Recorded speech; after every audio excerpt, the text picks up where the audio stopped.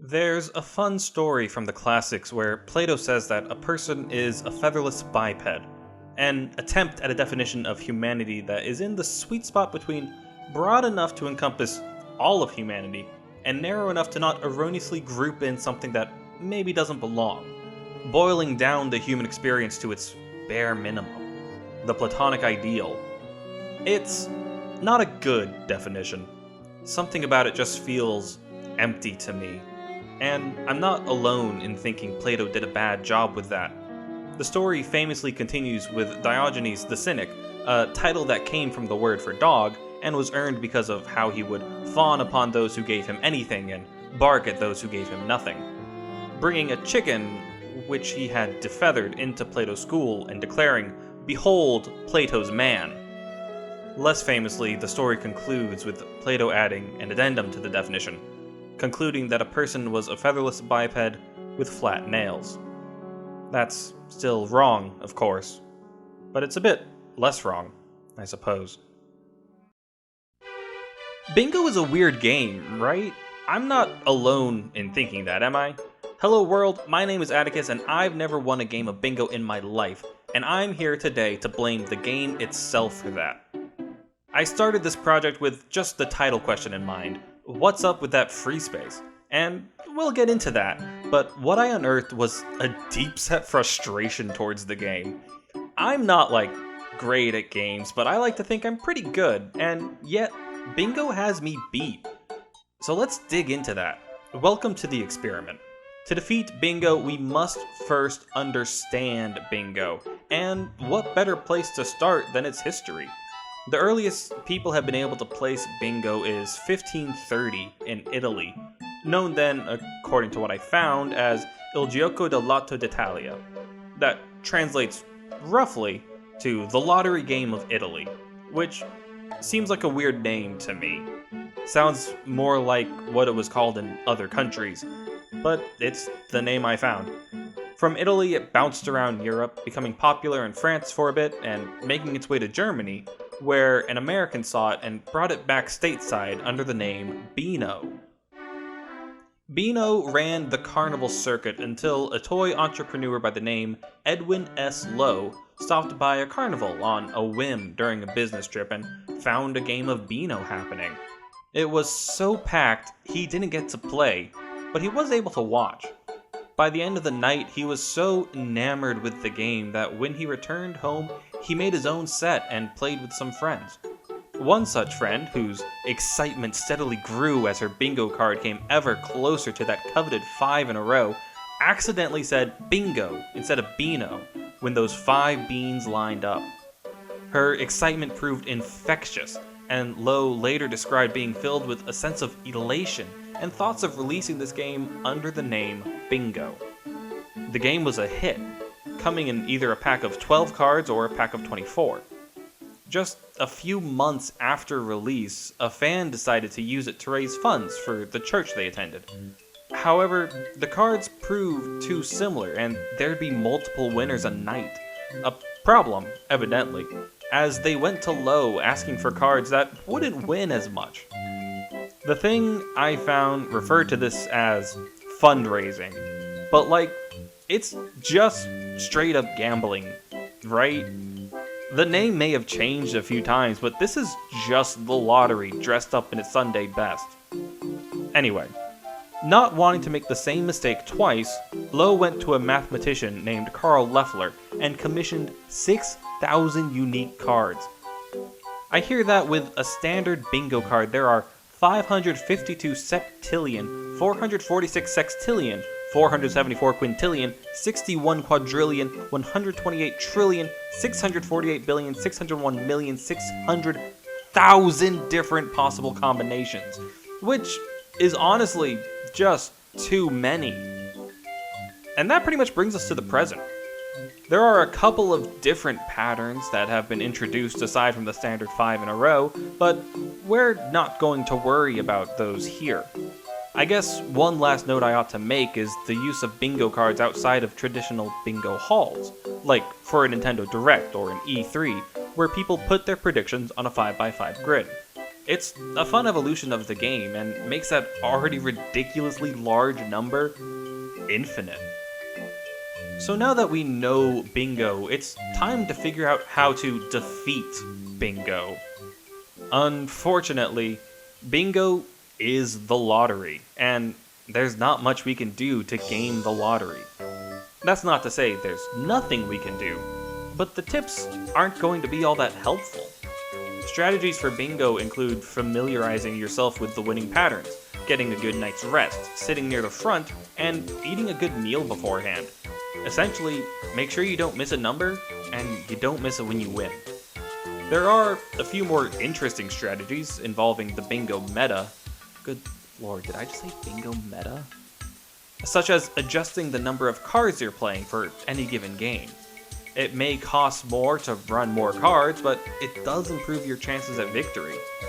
However, if you run too many cards, you also run the risk of overwhelming yourself and missing numbers or bingos. Another strategy is playing smaller games. The fewer people playing, the less likely it is that someone else wins before you. Finally, there are two statistical number theories that I found as possible strategies to adhere to, both in direct contrast to one another, of course. The first theory, called the Tippett theory, states that in shorter games, such as those that use simple shapes for victory, such as our standard 5 in a row, it is better to have cards that contain numbers from the extreme ends of the spectrum. So in a standard 75 ball game, you want numbers closer to 1 or 75. The reasoning is that as the game goes on, it's more likely that the numbers drawn will be closer to the median value 38, which means, early on, the numbers are more likely to be far away from 38. On the contrary, if you're planning to be in a game of bingo that uses complex shapes for victory, making the game last a while, you want your card to have numbers closer to 38. Stats has never been my favorite math, and I could not tell you how realistic this is. Like, I guess that the numbers early on will probably be far away from 38, but they're also likely to be far away from 1 or 75. Which brings us to the Granville theory. The Granville theory says to just have an even distribution. Don't favor high or low, don't favor even or odd, don't favor numbers that end in a specific digit. Your best bet is to try and cover as much ground as possible. I don't know if I buy either of those. When I play bingo, I just pick at random. Then again, I've never won, so maybe don't take that advice. But that's not much for strategy, is it? Pay attention and two contrasting number theories. We're here to win at bingo, no matter what. So, what about a less scrupulous strategy? Well, it turns out that there are in fact ways to cheat at bingo. I feel I ought to stress here that this is purely for entertainment purposes. I neither endorse nor condone any of the following strategies. Now that the lawyers have ceased their ululations, let's take a look at some roads to victory and also probably jail. Two of these strategies involve having a partner on the inside. That seems like a lot of work to me, but I'll go over them all the same.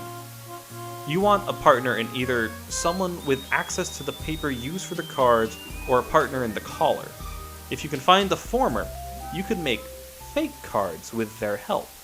Buy 1 or 2 real cards and smuggle 100 others in. Find a seat as far away from the watchful eyes of security as you can and wait for a few numbers to be called.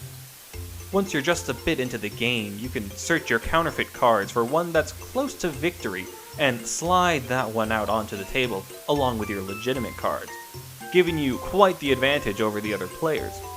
The last hurdle, of course, would be getting the card accepted as legitimate.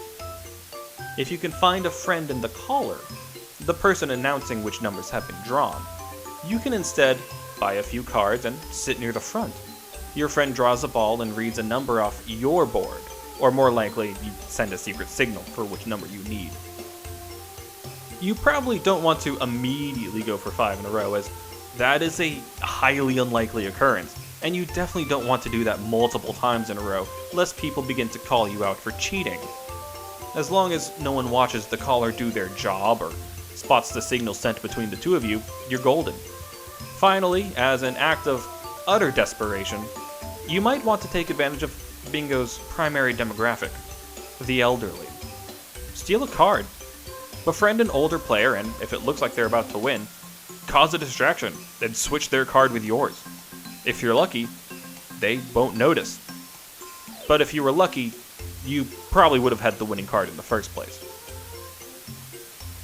Those are options, technically, but obviously don't use any of them. With that out of the way, there's one last aspect of bingo to figure out: the free space. Over the course of writing this script and researching different aspects of bingo, the answer to why there is a free space hit me. And when it did, it seemed so obvious. It's to speed the game up.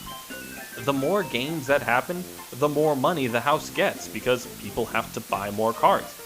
For those less familiar with bingo and who have not spent the past week thinking about bingo, the free space is in the center square, uniquely situated to be a part of 4 different possible bingos. Without that free space, anyone who manages to get their center square called is at an immediate advantage, as they now have their foot in 4 different doors to victory. By evening out the playing field, everyone starts with that advantage, and everyone is that much closer to winning. It's fair to all players and speeds things up. A win-win-win, if you will.